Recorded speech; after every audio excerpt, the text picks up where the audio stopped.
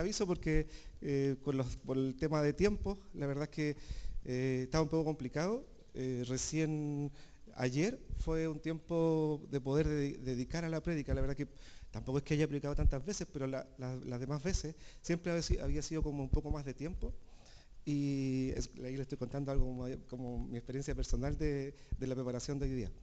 Y la de hoy día fue muy distinta. Bueno, todas han sido distintas, pero hoy día fue solamente ayer tiempo de preparación. Sí que ahí la Liusca sufriendo porque no tenía el título de la prédica para el aviso. Ahora ya está. Pero, pero contarles sí que fue un tiempo muy lindo porque si bien puede sentirse a lo mejor que es un mensaje muy simple, pero, pero para mí fue muy fluido, o sea, sentí como el Señor fluyendo mientras preparaba la prédica para hoy. Así que estoy muy contento de poder traer este tema hoy día aquí para ustedes. Y el tema es ser casa de oración. A eso se refiere la prédica de hoy día. Y bueno, Dios, ¿cierto?, en su palabra nos muestra lo que está en su corazón respecto de cómo deberíamos llevar una vida de oración. La Biblia está llena de promesas, ¿cierto?, que están ahí para que nosotros las podamos tomar. Son regalos de Dios para nosotros. Y veamos, y hoy día juntos veamos dónde nos podría llevar este tema de poder intencionarnos en honrar a Dios con que esta, su casa, cada uno de nosotros, podamos ser esta casa dedicada para Él, una casa de oración. Y lo vamos a ver tanto individualmente, también como cuerpo, ¿cierto? Lo que es ser casa de oración.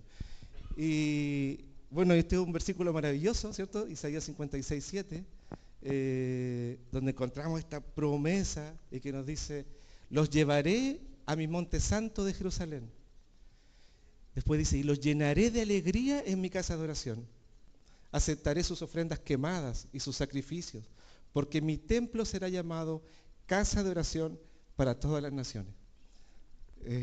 Bueno, como yo estaba así dándole vuelta, lo leo y me emociono. pero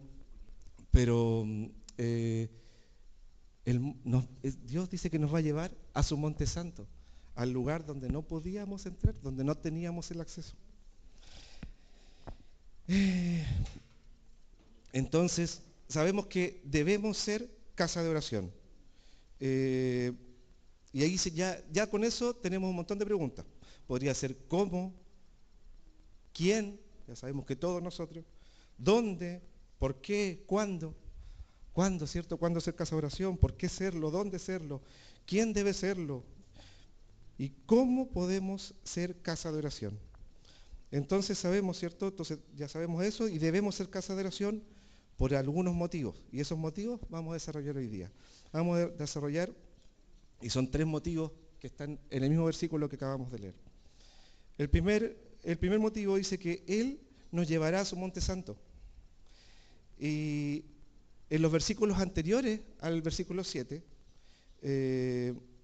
vemos, ¿cierto?, que en la palabra no solo Dios se está refiriendo al pueblo de Israel. Bueno, sabemos que el pueblo de Israel había caído, ¿cierto?, en esa idea de que ellos eran aceptados sin importar mucho el qué, ¿cierto? Y los otros, todo el resto, nosotros, éramos los rechazados por Dios y también sin importar el qué. Pero resulta que en esta misma cita, en el versículo 3, este era el versículo 7, en el versículo 3, él hace referencia a los extranjeros. Y Dios dice que claramente les dice, no digan eso, no digan el tema de ser rechazados, no digan que Dios los apartará totalmente de su pueblo. ¿Y por qué no decirlo? Porque Dios dice que eso es mentira. Nosotros somos parte. Y después vienen los versículos 4 y 5, y los versículos 4 y 5 hacen referencia a los eunucos. Y los eunucos eran un ejemplo de marginados. Ellos tenían la prohibición total de participar en los rituales del templo. Y bueno, la palabra es súper clara, ¿cierto? Y lo menciona súper directamente.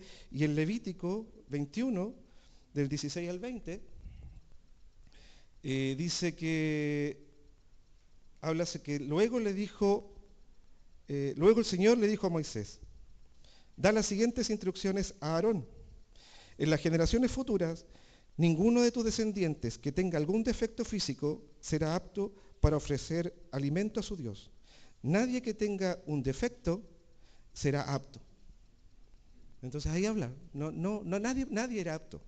Entonces el que tenía defecto. Y no sé, bueno, yo creo que si le pregunto a Ivonne a lo mejor me valida por amor, pero no sé ustedes, pero yo claramente no me considero apto, lleno de defectos, ¿cierto? Y después viene, bueno, sigue la cita y ahí empieza a mencionar, y es muy claro y muy descriptivo. Dice, no será apto, ya sea ciego, cojo, desfigurado, deforme, que tenga un pie o un brazo roto, jorobado, enano, que tenga defecto en un ojo, que tenga llagas o costras en la piel, o que tenga los testículos dañados. Ahí habla de los eunucos. Entonces ahí vemos cómo está el estándar de Dios. Alto, ¿cierto? Alto. Nadie podía tener algún defecto. Y obviamente estas son cosas como muy obvias, son defectos físicos que los podemos ver muy claramente, pero debería, ¿cierto?, haber un aspecto mucho más obvio y que para poder estar en la presencia de Dios tenemos que estar libres de todo defecto espiritual. Y en ese tiempo no solamente el sacerdote era el que tenía que ser, o tenía que como limpiarse, ¿cierto? Y no podía tener ningún defecto. Los animales para sacrificio también tenían que ser sin defecto. Pero esta perfección, tanto del sacerdote como del sacrificio, nunca fue una perfección verdadera. Y bueno, y todo esto está siempre acompañado y respaldado por citas bíblicas. Les voy a leer 1 Pedro 1, del 18 al 19, dice, pues ustedes saben que Dios pagó un rescate para salvarlos de la vida vacía que heredaron de sus antepasados. No fue pagado con oro ni plata, los cuales pierden su valor, sino que fue con la preciosa sangre de Cristo, el Cordero de Dios, que no tiene pecado ni mancha. Entonces nosotros fuimos rescatados. Y este llamado a vivir de una manera piadosa toma sentido cuando se compara ese precio que fue pagado por nuestra redención. Nosotros fuimos salvados por la preciosa sangre de Jesús, lo conversamos recién. Eso a mí siempre me sorprende y me gusta mucho del Señor, porque como que los cultos y las reuniones las ordena. Nunca hablamos con David, ¿cierto? Incluso como les decía, ni siquiera Liusca sabía cuál era el tema de hoy día. Pero como que todo siempre como que fluye, como que encaja. O sea, la oración de hace un rato, la dirección de David, la oración que tuvo. Nosotros fuimos salvados por la preciosa sangre de Jesús. Pero es tan grande y tan importante que podemos seguir viviendo como si fuéramos marginados. Podemos seguir viviendo como extranjeros o como, por decirlo así, como se veía también en ese tiempo, en los tiempos del Antiguo Testamento, como si fuéramos basura. Yo digo que en ningún caso, o sea, no puede ser que hayamos sido salvados por esa preciosa sangre y sigamos viviendo como marginados. Jesús es la clase del sumo sacerdote que necesitamos, nos dice en Hebreos 7:26. Dice, porque es santo y no tiene culpa ni mancha de pecado. Él ha sido apartado de los pecadores y se le ha dado el lugar de más alto honor en el cielo. Entonces estos pasajes de las Escrituras, ¿cierto? Lo que leíamos recién, 1 Pedro, Hebreos 7, exaltan a Jesús y muestran su superioridad y nos gloriamos en esto. A diferencia de los demás sumos sacerdotes, Jesús no tenía la necesidad de ofrecer sacrificios cada día. Todos los demás tenían que ofrecer sacrificios para, ¿cierto? Primero por los de él, después por los del pueblo. Sin embargo, sabemos que Jesús lo hizo una vez para siempre y se ofreció a sí mismo como precioso sacrificio por los pecados del pueblo.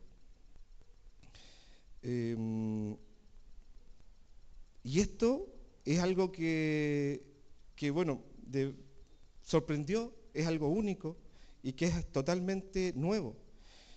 Jesús fue tanto el sacerdote como el sacrificio. Y cuando se ofreció a sí mismo, fue una ofrenda voluntaria. Hay una cita claro, debiese ser como obvio, pero a veces no nos damos tanto cuenta. Y hay una cita de Spurgeon que alguna vez leí, y él hacía el comentario, claro, cuando llevaba las ofrendas al altar, para los sacrificios, ¿se acuerdan que habían bueyes, por ejemplo?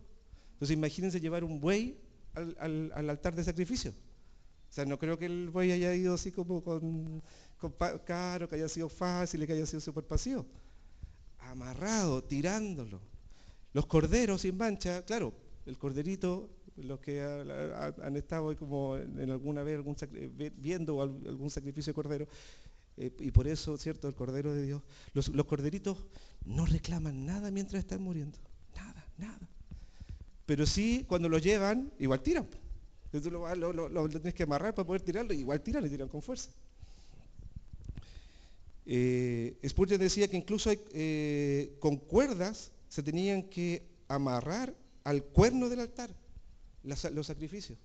En cambio Jesús va voluntariamente, solito, sin reclamar. Es algo realmente extraordinario y único. Entonces esta combinación perfecta, ¿cierto?, de ofrenda perfecta y el oferente perfecto se cumplieron en Jesucristo. El Monte Santo, que leíamos, ¿cierto?, en el versículo, estaba vetado para nosotros no podíamos estar ahí, pero Dios nos dice que nos llevará a ese Monte Santo. Y esto, bueno, obviamente solo es por Jesús. Y no debemos, como decíamos, sentirnos como extranjeros o marginados. Si Dios dice que pertenecemos, entonces pertenecemos. Ahí nos posicionamos. Y acercarnos a Jesús, esa es la invitación, a acercarnos a Jesús, a vivir en su cercanía. Para eso, ¿qué debemos hacer? Leer la palabra y orar. Y hoy día que hablábamos tanto de la oración con David, partimos con mucha oración, y de eso esto es lo que hace sentido, el orar. Acostumbrarnos a los tiempos de intimidad. Muchas veces hemos hablado de esto, los tiempos de intimidad, y podría ser como algo simple, pero resulta que nos cuesta tanto. Nos cuesta encontrar el lugar, el momento, el tiempo, dedicarle. Pero sabemos que lo tenemos que hacer. Entonces tenemos que intencionarnos en eso, en orar y tener esos tiempos de intimidad. ¿Se acuerda que alguna vez Waldo nos habló de los círculos de intimidad de Jesús? Acercarnos a ese círculo más cercano. Es un círculo, claro, no tan grande como podría ser, como debería ser, pero no porque Jesús no quiera. Es porque nosotros no nos acercamos. Él está dispuesto y abierto para recibirnos en ese círculo cercano de los mejores amigos, pero nosotros somos los que tenemos que acercarnos ahí. Ya que tenemos cosas para poner en práctica, ¿cierto? Ya tenemos algunas cosas para poner en práctica, oración y tiempos de intimidad. El segundo punto decía, los llenaré de alegría en mi casa de oración. ¡Wow! En su casa de oración, y nosotros vamos a estar ahí, vamos a estar gozosos, llenos de alegría. Es una promesa que Dios nos hace. Y Dios siempre quiso que su templo, ¿cierto?, su casa, no solo fuera un lugar para el pueblo judío, sino que fuera una casa de oración para todos los pueblos. Dios quiere que podamos disfrutar del gozo de tener una relación íntima con Él. Él siempre lo quiso. Dios creó un mundo perfecto, Adán y Eva en el paraíso, compartiendo con Dios, conviviendo. Qué lindo debe haber sido ese momento, o sea, ese tiempo. Pero vino la caída. Génesis 3, partimos con la Biblia, vino la caída. Pero en el mismo Génesis 3, en el versículo 15, viene, bueno, viene como Dios nos muestra su plan de salvación. Inmediatamente, es como que Dios no podía esperar para poder contarnos claro, que hubo una caída, pero que hay un plan y que hay una salvación. Dice Génesis 3:15, dice, y pondré hostilidad entre tú y la mujer, y entre tu descendencia y la descendencia de ella. Su descendiente te golpeará la cabeza y tú le golpearás el talón. Aquí ya nos está hablando de Jesucristo. En Génesis 3:15 ya nos está hablando de que Jesucristo nos va a venir a salvar. Es como que, ¿cierto? Esa alegría que nos puede dar, que claro, Dios nos dice, ya, ok, cayeron, pero no se preocupen, hay un plan de salvación. Y el hombre que vuelva va a ser un hombre restaurado, o sea, va a ser incluso mejor que cuando estaba, que antes de la caída. Y también Jesús, ya acá en la tierra, nos aclaró, ¿cierto?, cuando va al templo y encuentra los atrios exteriores llenos de mercado, de comercio. ¿Y qué pasó? Bueno, Jesús se enojó, ¿cierto? ¿Y por qué? Porque el atrio, ese sector, era el único lugar donde los gentiles podían ir a orar. No tenían otro lugar. Claro, y para los judíos obviamente eso no eran importantes. Pero ahí Jesús nos muestra lo importante para él. Y él lo que hace es limpiar ese lugar y en ese mismo momento la gente se acerca, hay sanaciones, hay bendición de parte de él en ese lugar. Actualmente, Pablo nos dice que nos habla de que nosotros somos templo. 1 Corintios 3 nos dice, ¿no se dan cuenta de que todos ustedes juntos son el templo de Dios y que el Espíritu de Dios vive en ustedes? Dice, Dios destruirá a cualquiera que destruya este templo, pues el templo de Dios es santo y ustedes son este templo. Nosotros somos templo. O sea, claro, en ese tiempo se necesitaba el atrio, se necesitaban esos lugares, pero ahora nosotros somos templo. Nosotros somos la iglesia de Jesucristo. Somos un templo espiritual. Y la palabra también nos dice que este templo está hecho de piedras vivas, ¿cierto? Nosotros somos piedras vivas.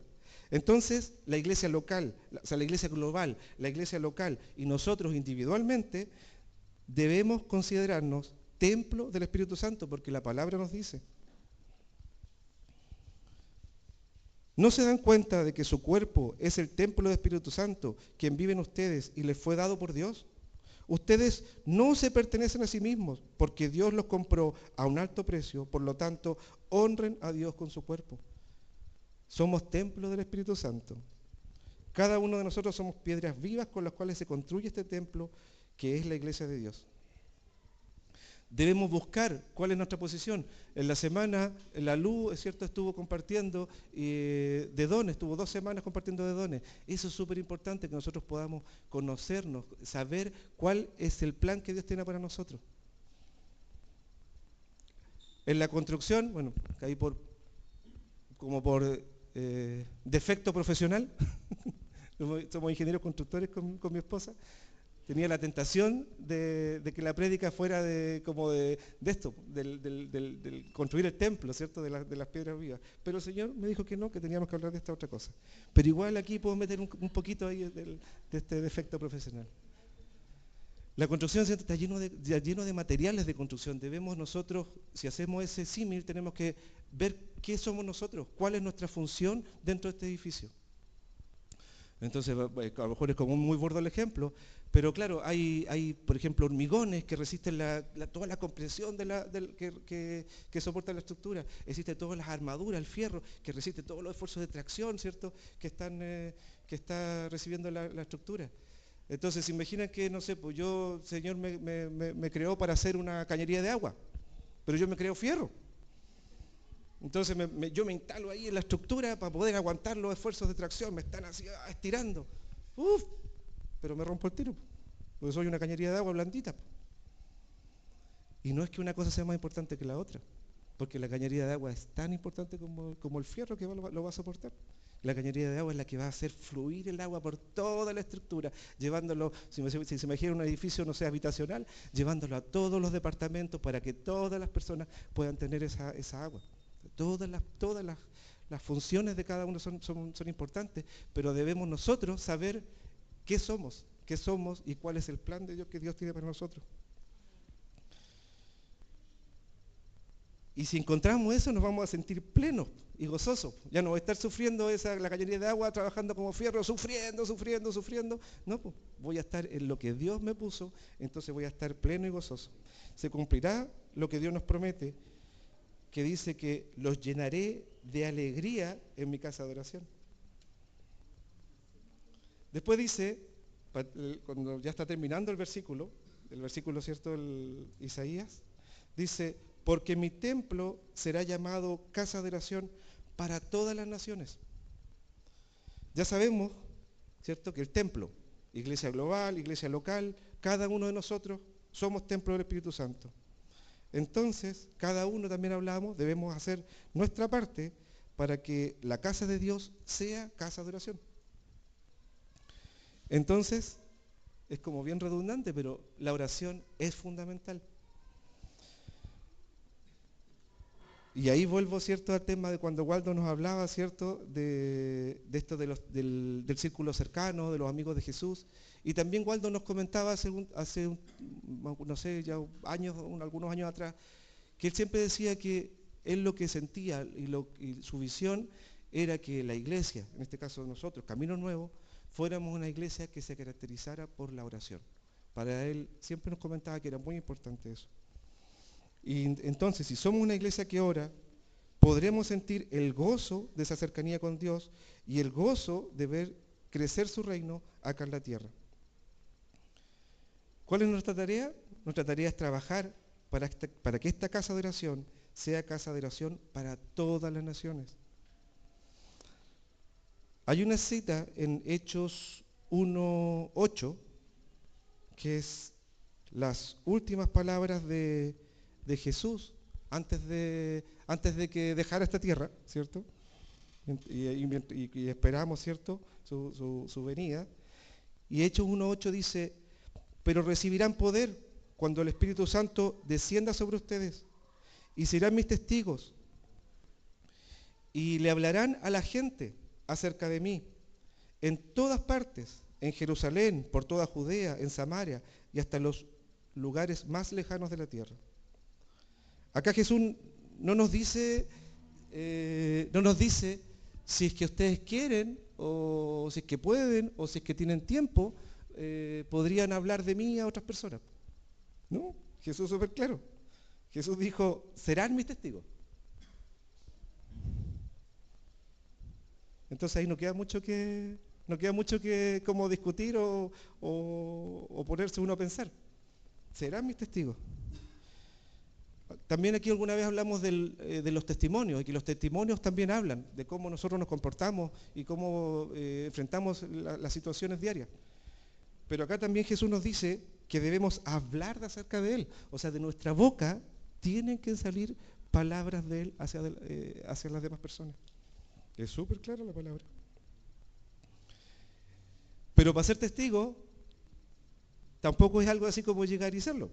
También tenemos claro que tenemos que ser llenos del Espíritu Santo.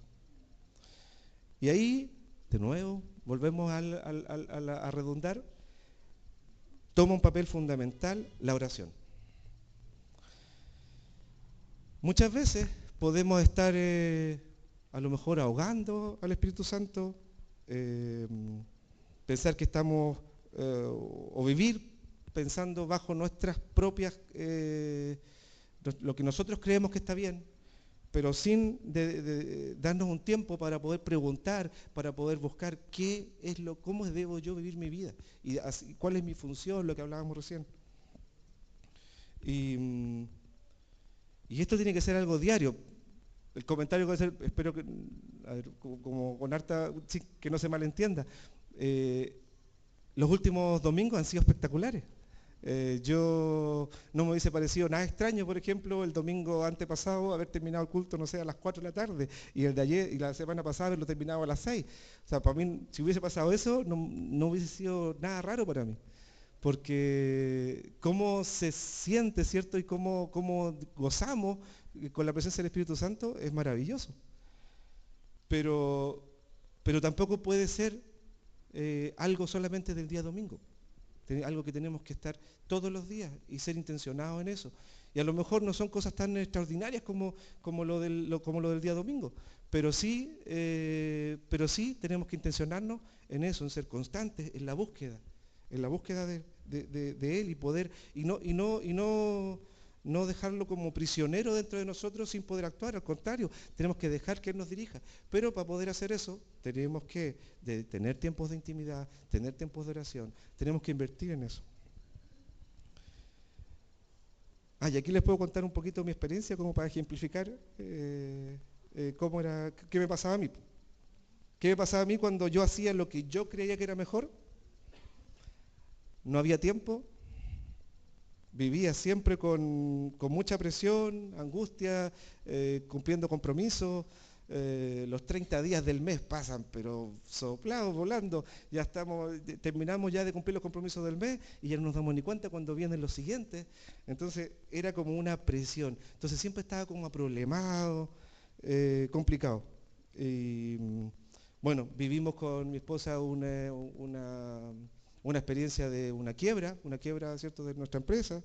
Entonces al final todo eran problemas. Y todo esto más encima acompañado de mi soberbia. Porque obviamente a todas esas cosas llegué también por cómo yo enfrentaba mi vida. ¿Y qué pasó cuando le dejé el control a Dios? Apareció el tiempo. Todos los días podíamos tomar 11 en la tarde con mi esposa, algo que podía dormir también, ya dejé de dormir 4 horas diarias y ya podía descansar bien. Apareció dirección. Dios dio la dirección de qué es lo que yo debía hacer. Y no es que los problemas desaparecieron, pero apareció como un disfrute, el poder disfrutar los días a pesar de las circunstancias. Y también apareció un propósito. ¿Y cómo llegaron estas cosas a mi vida? Con entrega, renuncia y tiempo de oración.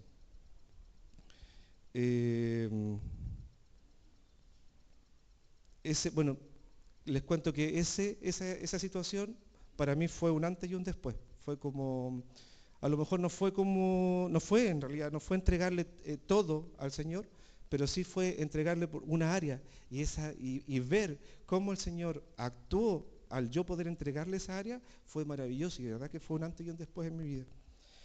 Y después vino el tiempo de pandemia, porque esto fue antes de pandemia, y en el tiempo de pandemia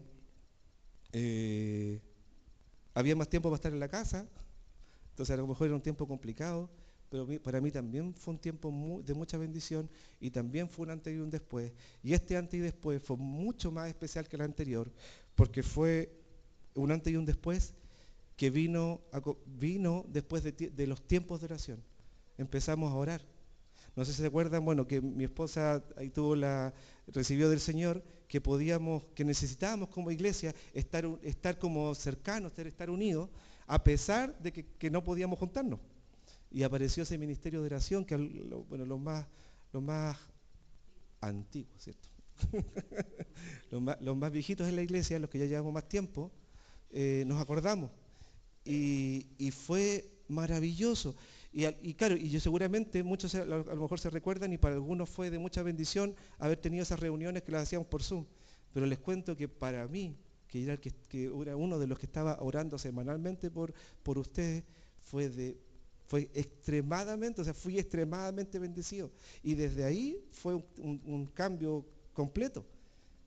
Si fui bendecido por haberle entregado un área de mi vida al Señor, fui enormemente bendecido por comenzar a tener estos tiempos de oración y de intimidad con Él.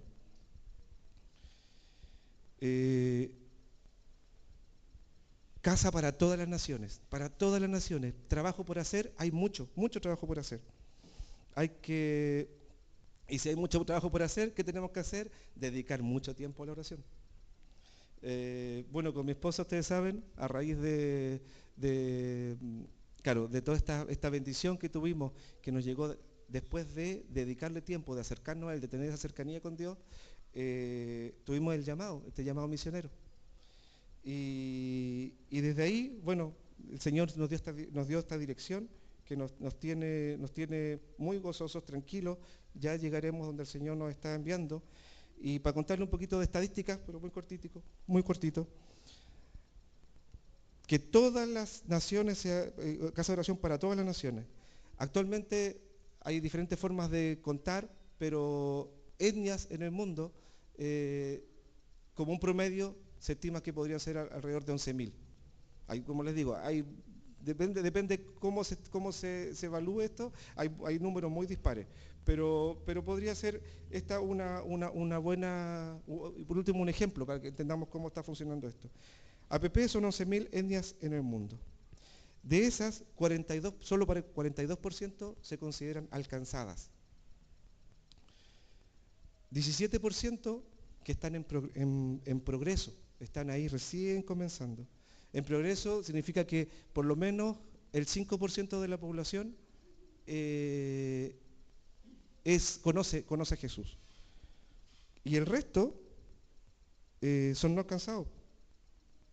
Tenemos, entonces, casi el 50%, porque tenemos 42, 50, 57, 59.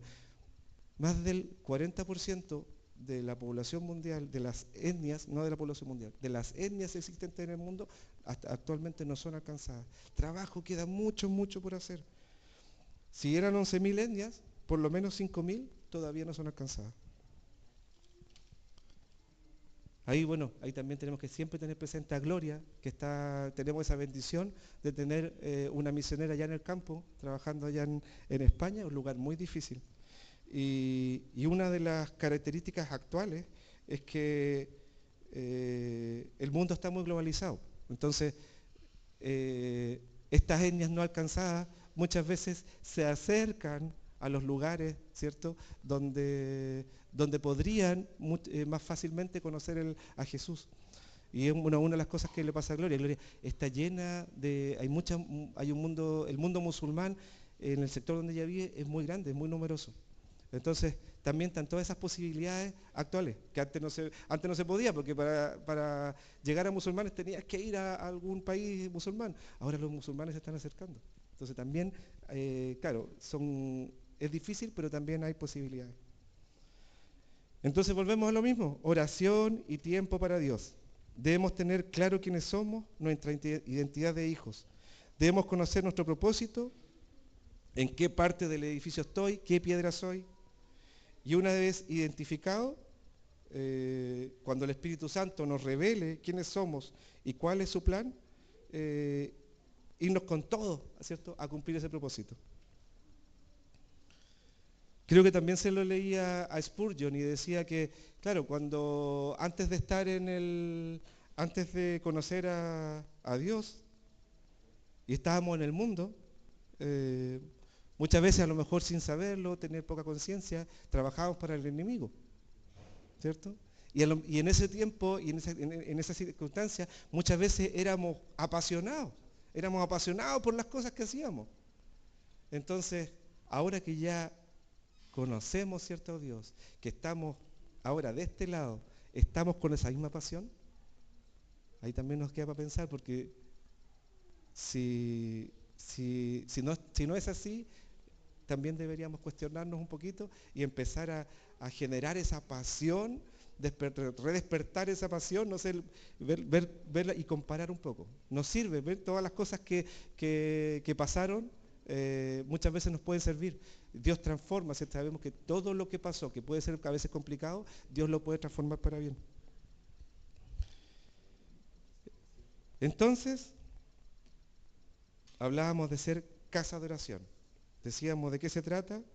Se trata de vivir como hijos de Dios que somos.